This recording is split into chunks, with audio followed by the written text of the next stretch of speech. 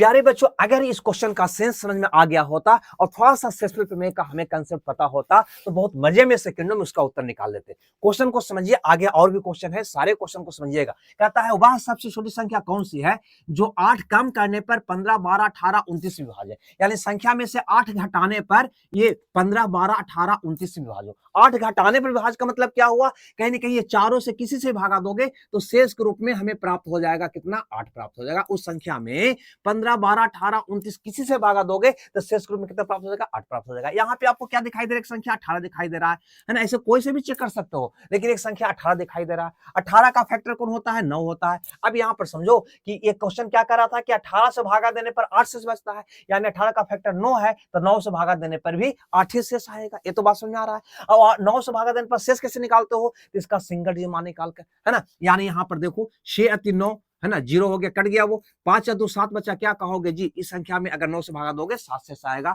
शेष आने से था 8, ये आपका उत्तर नहीं होगा दोस्त। यहाँ पे 7 और 2 9, हटा दो इसको, 5 5 10, 10 में 9 से भागा दो कितना शेष आएगा, 1, ये भी आपका उत्तर नहीं होगा क्योंकि शेष आने से कितना, 8। यहाँ पर देखो तो कहोगे 5 और 4 9, हटा दो भैया, 8 बच रहा है, 8 में 9 से भागा दोगे 8 शेष आएगा, क्या आएगा, 8। 8 तो कह रहा था, ये आपका उत्तर हो सकता है, इसको चेक करना जरूरी है।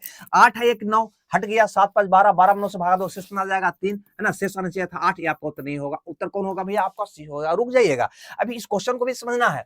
कहता है वह सबसे छोटी संख्या कौन सी है जिसमें से 7 घटाने पर 16, 20, 10, 27 से विभाज्य हो जाए, यानी कि उस संख्या में 16, 10, 20, 27 से भागा देने पर शेष के रूप में हमें 7 प्राप्त हो, ये क्वेश्चन कह रहा है। तो यहाँ पे क्या दिखाई दे रहा है, तो हमको 10 दिखाई दे रहा है, हमें ऐसे 27 भी दिखाई दे रहा है, 9 का मल्टीपल, इससे भी चेक कर सकते थे, लेकिन 10 से चेक करना आसान है। क्यों, क्योंकि 10 से भागा देकर शेष निकालना आसान इसलिए हो जाता है क्योंकि 10 से भागा देकर कितना शेष आएगा, ये निकालने के लिए संख्या के अंतिम 2 अंक में भैया 10 से भागा देते हैं और शेष निकाल देते हैं। तो चलो 10 से भागा दोगे, शेष निकालो, क्या आ जाएगा, इसका 7 आ जाएगा, यहाँ पे शेष आ जाएगा 5, यहाँ पे शेष आ जाएगा 6, यहाँ पे शेष आ जाएगा 6, है ना। 10 से भागा देकर अंतिम 2 अंक में मैंने शेष निकाल लिया।